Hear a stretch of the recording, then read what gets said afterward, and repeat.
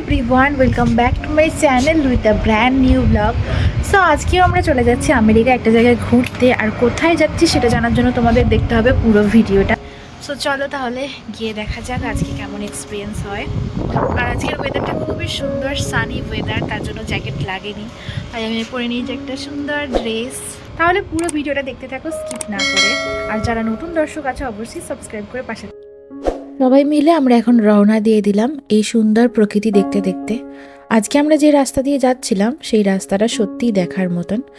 দুপাশে জঙ্গল, মাঝখান দিয়ে সরু রাস্তা বয়ে যাচ্ছে, ঠিক যেন কোনো ইংলিশ মুভিতে যেমন দেখায় যে ভূতের সিনেমা বা ডরাওনা, মানে একটা ভয়ঙ্কর অনুভূতি, ঠিক সেরকমই ছিল। এই রাস্তা দিয়ে যদি অন্ধকারে মানে রাতের দিকে আসা হয় তাহলে সত্যিই ভয় লাগবে, কিন্তু দিনের বেলায় এই প্রকৃতির সৌন্দর্য যেন একটা আলাদাই রূপ দিয়েছে। আর এই জঙ্গলের মাঝে মাঝে এক একটা করে ছোট্ট ছোট্ট বাড়ি, ঠিক যেন গ্রিটিংস কার্ডের কোনো সিনারি দেখছি আমি, তাই না? কি দারুণ জায়গা। এই যে আমরা এখন পৌঁছে গেছি ইনো রিভার ফার্মে। আজকে আমাদের গন্তব্য ছিল এটাই। বসন্তের এই সময় এখানকার টিউলিপ গার্ডেন দেখার মতো হয়। চলুন পুরো বাগানটা ঘুরে দেখি। এই যে আমরা দাদা দিদিরা সবাই মিলে এখন এখানে পৌঁছে গেছি। আমাদের আমেরিকায় যে কোনো জায়গায় যাওয়ার সঙ্গী হচ্ছে এই কজনই। আমরা এই কজন মিলেই সব জায়গায় গিয়ে থাকি।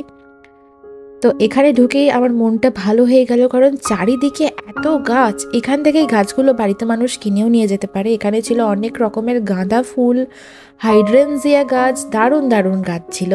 কিন্তু আমরা যেহেতু অ্যাপার্টমেন্টে থাকি তাই এই ছোট্ট জায়গার মধ্যে আর এই গাছ টাছ কিনে আনিনি। সে যেহেতু বাইরে কিছু রাখার নিয়ম নেই আমাদের, তাই। কিন্তু এখানে এই ফুলগুলো দারুণ দেখতে ছিল। কোনোদিনও যদি বাড়ি হয় তাহলে এরকম গাছ অবশ্যই কিনবো।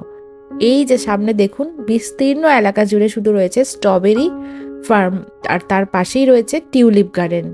তো আমরা এই জায়গায় চলে এসেছি। এখনো স্ট্রবেরি পিকিংটা শুরু হয়নি, স্ট্রবেরি গাছগুলো এখন ছোট, এখন ওখানে ফল আসেনি।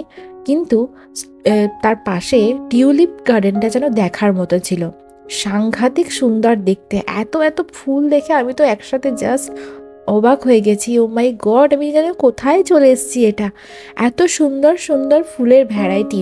কোনোটাকে বলে টিউলিপ, কোনোটাকে বলে ড্যাফোডিল, কোনোটাকে বলে মাস্টার লিলি। অনেক রকমের প্রজাতি ছিল এই ফুলগুলোর।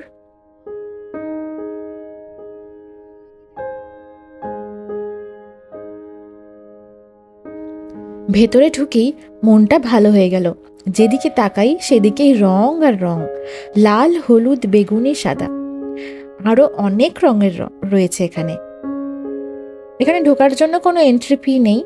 তবে মজার ব্যাপার হলো, যদি আপনি এই টিউলিপ ফুলগুলো তুলতে চান, মানে পিকিং করতে চান, তাহলেই পার স্টিকে $2 করে লাগবে। তো আমরা এই ফুলগুলো এখানে দেখে চোখের দেখাতেই এর সৌন্দর্যটাকে ফিল করলাম। এটাকে তুলে আর বাড়ি অবধি নিয়ে আসিনি, কারণ গাছগুলো মানে এই ফুলগুলো গাছেই মানাচ্ছে।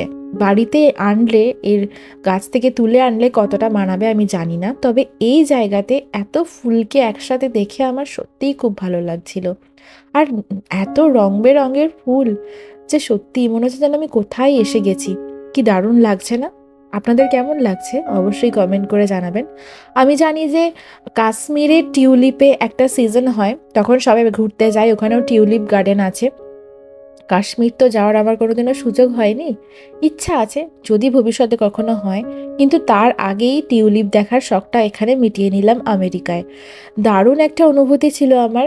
আর দাদা দিদিদের এটা প্রথম বছর ছিল না, ওনারা আগেও গেছেন, তাই আমাদেরকে গাইড করে বলছিলেন এটা এই ফুল, ওটা ওই ফুল। আমরা তো এখানে প্রথম, আমরা এখানে নতুন এবছরে। আর দাদা দিদিরা আমাদের সবাইকার অনেক অনেক ফটো তুলে দিচ্ছিল। অনেক অনেক মজা হয়েছে। শুধু একটু রোদটা ছিল, বাট এই বসন্তের এই মিঠে রোদটা ঠিকই আছে। তো দারুণ একটা অনুভূতি ছিল এটা আমার। কেমন লাগছে অবশ্যই কিন্তু কমেন্ট করে জানাবেন। বলেছিলাম না আজকে যেখানে নিয়ে যাব সেটা দেখলে আপনারা একদমই অবাক হয়ে যাবেন। কি মিষ্টি লাগছে দেখুন ফুলগুলো, আর কি সুন্দর উপরের দিকে যেন তাকিয়ে আছে আমাদের দিকে, এটাই মনে হচ্ছিল আমার। এখানে শত শত প্রজাতির টিউলিপ আছে। কোনোটা একদম সাধারণ, আবার কোনোটার পাপড়িগুলো বেশ অদ্ভুত ডিজাইনের। এই ফার্মটি মূলত একটি পারিবারিক মানে ফ্যামিলি ফার্ম। তারা প্রতি বছর খুব যত্ন করে এই বাগানটি সাজায়। আমেরিকার এই যান্ত্রিক জীবনে প্রকৃতির এত কাছাকাছি আসা সত্যিই ভাগ্যের ব্যাপার, তাই না? এই যে গাছগুলো দেখতে পাচ্ছেন এগুলো হচ্ছে স্ট্রবেরি গাছ। যখন স্ট্রবেরি হবে তখন আবার এখানে আসার চেষ্টা করব, দেখা যাক। ফুল তো দেখা হলো, এবার একটু রিফ্রেশমেন্ট চাই। এই ফার্মের ঘরোয়া পদ্ধতিতে আইসক্রিম তৈরি হয়, যেটা খুবই ফেমাস এখানে। আচ্ছা চলুন এবার আইসক্রিমটা গিয়ে খেয়ে নিই। এই যে এখানে আইসক্রিমের সব রকমের দাম সমস্ত কিছু লেখা রয়েছে। আমি একটা ওয়াফেল কোণে ক্যারামেল ক্রাঞ্চ আইসক্রিমটা নিয়েছিলাম। তো যাই হোক, আজকের ভিডিওটা তাহলে এখানেই শেষ করছি। কেমন লাগলো অবশ্যই সবাই কমেন্ট করে জানাবেন। ভালো থাকবেন, সুস্থ থাকবেন, দেখা হচ্ছে পরের কোনো ভিডিওতে। টাটা।